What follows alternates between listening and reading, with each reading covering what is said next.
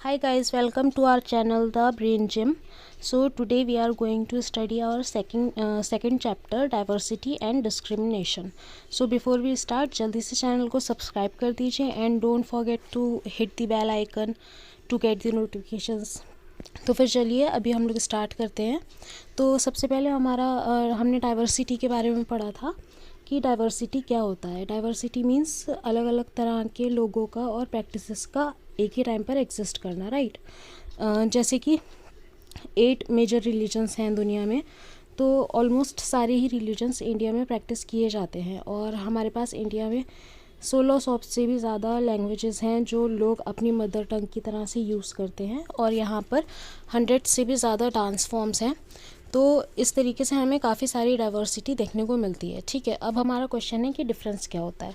Difference को हम अगर कोर मीनिंग उसका समझने की कोशिश करें तो डिफरेंस होता है कि एक चीज़ का दूसरी चीज़ से अलग होना किसी भी तरीके से। ठीक है, तो जो हमने डाइवर्सिटी देखी वो डाइवर्सिटी को हमेशा हम एंजॉय नहीं करते हैं, उसको हमेशा सेलिब्रेट नहीं करते हैं। ऐसा क्यों होता है? क्योंकि हम अपनी ही तरह के लोगों में रहना ज़्यादा सेफ़ और सिक्योर फील करते हैं। जो लोग हमारी तरह दिखते हैं, हमारी तरह बात करते हैं, हमारी ही लैंग्वेज में बात करते हैं, हमारी तरह ड्रेसअप होते हैं, हमारी तरह सोचते हैं, तो उन लोगों के साथ हम ज़्यादा कंफर्टेबल फील करते हैं। तो अगर हम किसी ऐसे इंसान से मिलते हैं या इस अलग टाइप के इंसानों से मिलते हैं जो हमसे डिफरेंट होते हैं, मतलब उनका ड्रेसिंग स्टाइल हमसे डिफरेंट होता है, वो अलग टाइप का खाना खाते हैं या फिर अलग दिखते हैं थोड़ा सा हमसे, या उनकी थिंकिंग हमसे अलग होती है, तो हम उनके साथ रहना ज़्यादा पसंद नहीं करते हैं क्योंकि हम उनको स्ट्रेंज या अनफेमिलियर फील करते हैं। तो इस वजह से जो डाइवर्सिटी है उसको हमेशा एंजॉय नहीं किया जाता क्योंकि सब लोग अपनी ही तरह के लोगों में रहना पसंद करते हैं। तो जब अगर आप डिफरेंट इंसान, अगर कोई इंसान आपसे अलग है, आप उसको पसंद ही नहीं कर रहे हैं, तो वहाँ पर आता है प्रेजुडिस पिक्चर में। अब प्रेजुडिस क्या होता है? प्रेजुडिस का मतलब होता है कि अगर हम किसी सामने वाले इंसान को नेगेटिवली जज कर रहे हैं, उसके बारे में अपने दिल में नेगेटिव थिंकिंग रख रहे हैं, या फिर अगर कोई इंसान हमसे डिफरेंट है, हम ये सोचने की कोशिश कर रहे हैं, हम उसको ऐसे देखते हैं कि अरे ये हमसे अलग है तो ये तो हमसे नीचा है और हम ही सबसे ज़्यादा बेस्ट हैं। तो ये थिंकिंग जो होती है एक दूसरे के बारे में नेगेटिव सोचने की, इसको हम प्रेजुडिस बोलते हैं। ओके, तो हम ये सोचते हैं कि जो तरीका हम सोचते हैं, जिस तरीके से हम चीज़ों को करना चाहते हैं, वो सबसे ज़्यादा बेस्ट है और वही सही तरीका है। और अगर किसी दूसरे इंसान का, सामने वाले इंसान का ओपिनियन अलग है या फिर वो किसी दूसरे तरीके से चीज़ों को करना चाहता है, तो हम उस चीज़ को रिस्पेक्ट नहीं करते हैं।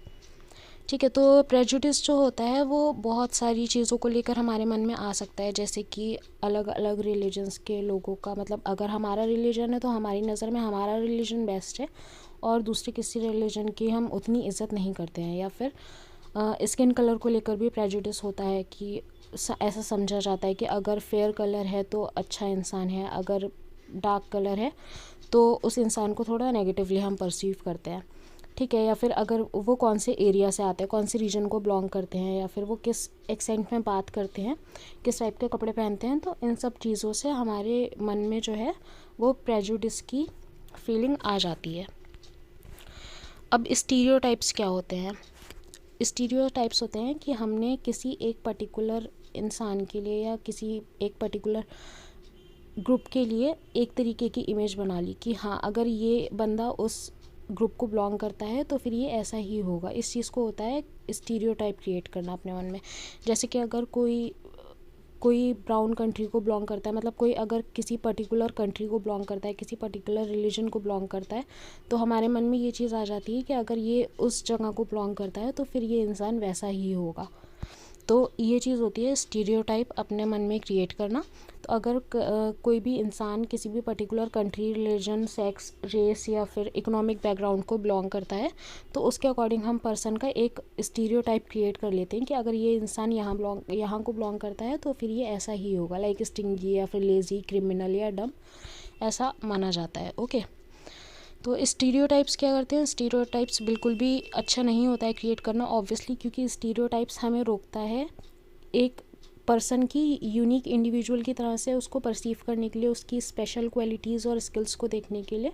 क्योंकि जैसे कि हमने डाइवर्सिटी में पढ़ा था कि हर इंसान एक दूसरे से अलग होता है, सबके अपने स्पेशल क्वालिटीज़ होते हैं, स्किल्स होते हैं। तो जब हम एक स्टीरियोटाइप अपने मन में फॉर्म कर लेते हैं तो फिर हम सामने वाले इंसान की क्वालिटीज़, स्किल्स कुछ भी नहीं देखना चाहते हैं। उनको हम बस एक large number of group of people में डाल देते हैं कि बस अगर ये उस ग्रुप को बिलोंग करता है तो फिर ये ऐसा ही होगा, फिर इसके अंदर कोई क्वालिटी नहीं हो सकती। तो ये चीज़ बहुत गलत है। अब क्योंकि स्टीरियोटाइप्स अगर हम क्रिएट कर रहे हैं, प्रेजुडिस क्रिएट कर रहे हैं अपने मन में, तो ऑब्वियसली इनइक्वालिटी तो होगी ही। इनइक्वालिटी का मतलब होता है कि हम सबको इक्वल राइट्स नहीं मिलते हैं, ठीक है। तो डिस्क्रिमिनेशन कब होता है? डिस्क्रिमिनेशन होता है जब पीपल जो हैं उनके मन में जो बसे हुए प्रेजुडिस और स्टीरियोटाइप्स हैं उन पर एक्ट करना शुरू कर देते हैं। अगर आप अपने मन में प्रेजुडिस और स्टीरियोटाइप्स की भावना को बहुत ज़्यादा एक्सट्रीम लेवल पर ले जाएंगे तो ऑब्वियसली आप उसी के अकॉर्डिंग एक्ट करेंगे और फिर आप डिस्क्रिमिनेट भी करेंगे। आप फिर सामने वाले इंसान की कोई वैल्यू समझेंगे ही नहीं।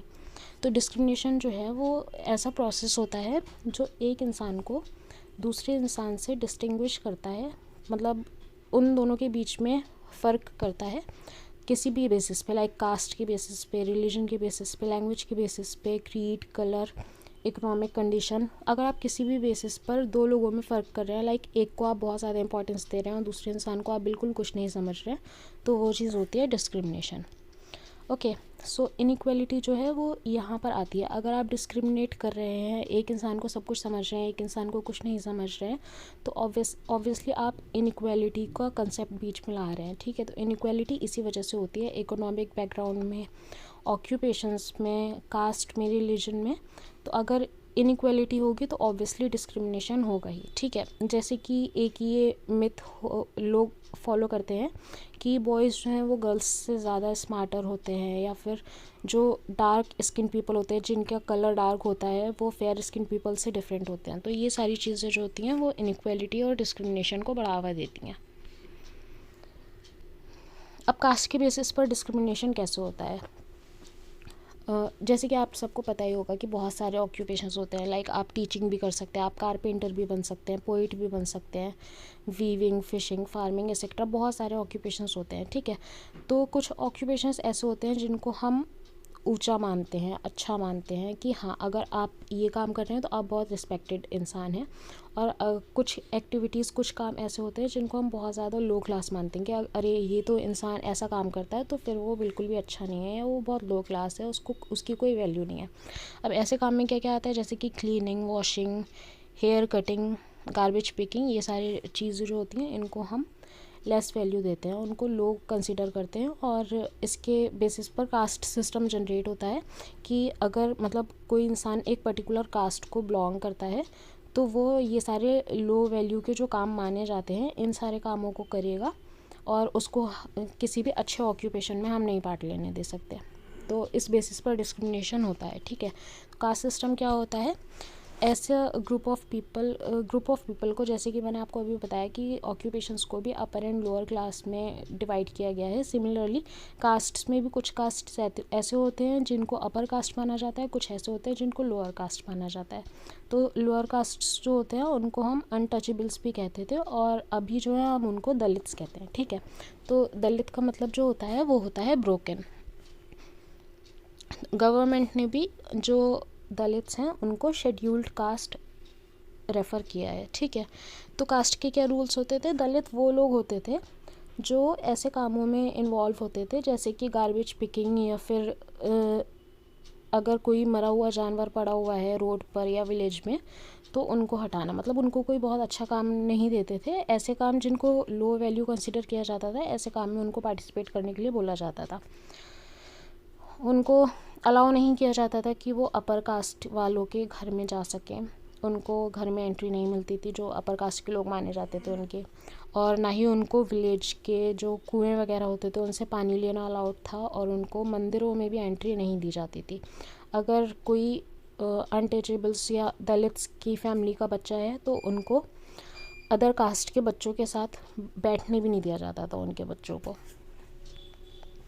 तो एनसीईआरटी में बहुत अच्छा एग्जाम्पल लिया गया है डॉक्टर भीमराव अम्बेडकर का। तो भीमराव अम्बेडकर के थ्रू उन्होंने एक्सप्लेन किया है कि कास्ट के बेसिस पे जो डिस्क्रिमिनेशन होता है वो सही नहीं होता है और आपको कास्ट के बेसिस पर जज नहीं करना चाहिए। अब डॉक्टर भीमराव अंबेडकर को तो सभी जानते हैं, ठीक है। उनको जो है वो इंडियन कॉन्स्टिट्यूशन का फादर माना जाता है और वो सबसे ज़्यादा बेस्ट नोन लीडर हैं दलित्स के, जिन्होंने अपने और दलित्स के राइट्स के लिए लड़ाई की थी, ठीक है। वो जो है मेहर कास्ट में बॉर्न हुए थे, जिसको अनटचेबल ही कंसिडर किया जाता था और उनके साथ भी ये कास्ट बेस्ड डिस्क्रिमिनेशन हुआ था। सबसे पहली बार उन्होंने कब डिस्क्रिमिनेशन फेस किया था? 1901 में, जब वो 9 साल के थे। तो वो कोरेगांव गए थे। कोरेगांव जो है वो महाराष्ट्र में है। तो जब वो कोरेगांव गए थे तो उनके साथ डिस्क्रिमिनेशन हुआ था, क्योंकि जो स्टेशन मास्टर थे उन्होंने भी, मतलब जब उनको पता चला कि वो मेहर कास्ट को बिलोंग करते हैं, तो स्टेशन मास्टर ने उनकी हेल्प करने से मना कर दिया। और फिर जो रिक्शा पुलर थे, रिक्शा पुलर भी उनको लेके जाने के लिए मना कर दिए, क्योंकि वो मेहर कास्ट को बिलोंग करते थे या फिर वो लोअर कास्ट को बिलोंग करते थे। तो उनको बहुत सारा ये डिस्क्रिमिनेशन की वजह से प्रॉब्लम्स भी फेस करनी पड़ी थी। तो डॉक्टर अंबेडकर जो थे वो पहले इंसान थे उनकी कास्ट से जिन्होंने अपनी कॉलेज एजुकेशन कंप्लीट की थी और वो इंग्लैंड जाकर लॉयर बने। सो भीमराव अंबेडकर जो थे वो इंस्पिरेशन बने थे दलित्स के लिए और उनके राइट्स के लिए लड़े थे, ताकि उनको भी इक्वल राइट्स मिल सकें जो बाकी सबको मिलते हैं। अब स्ट्राइविंग फॉर इक्वलिटी, इन लोग ने इक्वलिटी के लिए कैसे परेशान हुए थे, कितना उनको राइट के लिए परेशान किया गया था और कैसे उन्होंने डिमांड की थी, उसके बारे में पढ़ते हैं। तो दलित्स जो होते थे और औरतें, ट्राइबल्स और पीजेंट्स वगैरह जो होते थे, उनके साथ बहुत ज़्यादा इनइक्वालिटी होती थी उनकी लाइफ्स में। तो दलित्स जो थे उन्होंने सबसे पहले लड़ाई की थी कि उनको भी मंदिरों में एंट्री मिलना चाहिए। जैसे सब लोग नॉर्मली मंदिर जाते हैं, वैसे ही दलित्स को भी मंदिर में एंट्री के लिए मना जो कर रखा था, वो चीज़ के लिए उन्होंने डिमांड की थी कि उनको भी मंदिर में एंट्री मिलनी चाहिए। जो औरतें होती थी उनको पढ़ने का मौका नहीं मिलता था, तो जो औरतें थीं उन्होंने डिमांड किया था राइट टू एजुकेशन। जैसे कि आदमियों को पढ़ने का राइट था, वैसे ही औरतों को भी पढ़ने का राइट मिलना चाहिए।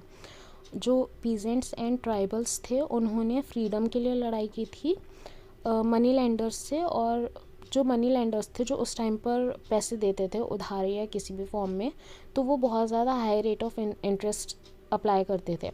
तो जो हाई रेट ऑफ इंटरेस्ट था उससे उन्होंने फ्रीडम के लिए लड़ाई की थी पीजेंट्स एंड ट्राइबल्स ने। एक डॉक्यूमेंट भी लेड आउट किया गया था जिस डॉक्यूमेंट को हम कॉन्स्टिट्यूशन कहते हैं। तो कॉन्स्टिट्यूशन क्या था? वो एक डॉक्यूमेंट था जिसमें रूल्स दिए गए थे जिसके अकॉर्डिंग नेशन फंक्शन करेगा, मतलब जिसके अकॉर्डिंग देश चलेगा, ठीक है। तो उसमें विजन और गोल्स दिए गए थे कि जितने भी सिटीजन्स इंडिया में रहते हैं, जितने भी लोग इंडिया में रहते हैं, उन सबको इक्वल कंसिडर किया जाएगा और जो इक्वालिटी है वो की वैल्यू रहेगी सारे इंडियंस को यूनाइट करने के लिए। मतलब चाहे कोई किसी भी कास्ट से आता हो, किसी भी रिलीजन से आता हो, उसका कोई भी स्किन कलर हो, कोई भी रीजन से आता हो, कोई भी लैंग्वेज बोलता हो, इन सब बातों से कोई फ़र्क नहीं पड़ता, सारे इंडियंस को इक्वली ट्रीट किया जाएगा। तो कॉन्स्टिट्यूशन के जो आइडियल्स थे एक इनइक्वालिटी और डिस्क्रिमिनेशन के अगेंस्ट, उसके कुछ पॉइंट्स यहाँ पर दे रखे हैं। तो उसमें से फर्स्ट पॉइंट ये था कि सभी को इक्वल राइट्स एंड अपॉर्चुनिटीज़ मिलेंगे। मतलब अगर आप, चाहे आप कोई भी हैं, चाहे आप प्राइम मिनिस्टर के बेटे हैं, चाहे आप एक स्वीपर के बेटे हैं, आपको इक्वल राइट्स एंड अपॉर्चुनिटीज़ मिलेंगे। बाकी आपके टैलेंट पर डिपेंड करता है कि आप कहाँ तक पहुँचते हैं, बट जो एक हक प्राइम मिनिस्टर के बेटे को मिलेगा वही स्वीपर के बेटे को भी मिलेगा, ठीक है। और अनटचेबिलिटी का जो कंसेप्ट था कि कास्ट के बेसिस पर अनटचेबिलिटी का जो कंसेप्ट दिया गया था कि जैसे दलित्स का केस में हमने देखा था कि वो टेंपल नहीं जा सकते थे, गांव के कुएं से पानी नहीं ले सकते थे, अपर कास्ट के लोगों के बीच में नहीं जा सकते थे, तो उसको लीगली अबॉलिश कर दिया, उसको लीगली बिल्कुल ख़त्म कर दिया गया। तो अगर कोई ऐसा करता है, क्योंकि वो लीगली अबॉलिश कर दिया गया है, तो अगर आप कोई ऐसा करता है तो वो एज अ क्राइम जज किया जाता है, ठीक है। गवर्नमेंट जॉब्स जो हैं वो भी सभी लोगों के लिए हैं, चाहे वो किसी भी कास्ट को ब्लॉक करते हो। और इंडिया में जितने भी लोग हैं वो अपनी मर्ज़ी के मालिक हैं, उनको कोई भी अपनी मर्ज़ी से जो भी रिलीजन वो फॉलो करना चाहते हैं वो फॉलो कर सकते हैं, अपनी मर्ज़ी की लैंग्वेज वो बोल सकते हैं, जो भी लैंग्वेज बोलना चाहते हैं, अपनी मर्ज़ी से वो सेलिब्रेट कर सकते हैं फेस्टिवल्स को, अपने कोई भी फेस्टिवल जो भी वो सेलिब्रेट करना चाहते हैं उसके लिए भी किसी से परमिशन लेने की उन्हें ज़रूरत नहीं है।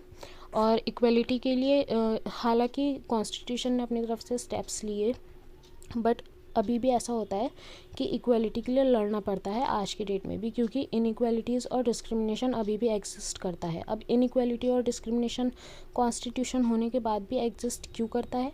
क्योंकि इनइक्वालिटी और डिस्क्रिमिनेशन होता है प्रेजुडिस और स्टीरियोटाइप्स की वजह से, और प्रेजुडिस और स्टीरियोटाइप्स जो होते हैं वो इंसान के अपने मन में होते हैं, ठीक है। तो जब तक हम अपनी मेंटालिटी चेंज नहीं करेंगे तो इक्वालिटी के लिए लड़ना पड़ेगा, हमेशा ऐसे ही होता रहेगा। तो इसके लिए लोगों को हमेशा एफर्ट्स करने पड़ेंगे।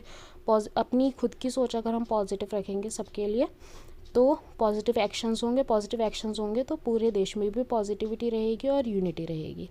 तो गवर्नमेंट को अभी भी पॉजिटिव एक्शंस लेने पड़ेंगे, एफर्ट्स करने पड़ेंगे और रूल्स बनाने पड़ेंगे ताकि उनको इम्प्लीमेंट किया जा सके और किसी के भी साथ इनइक्वालिटी या डिस्क्रिमिनेशन नहीं हो देश में।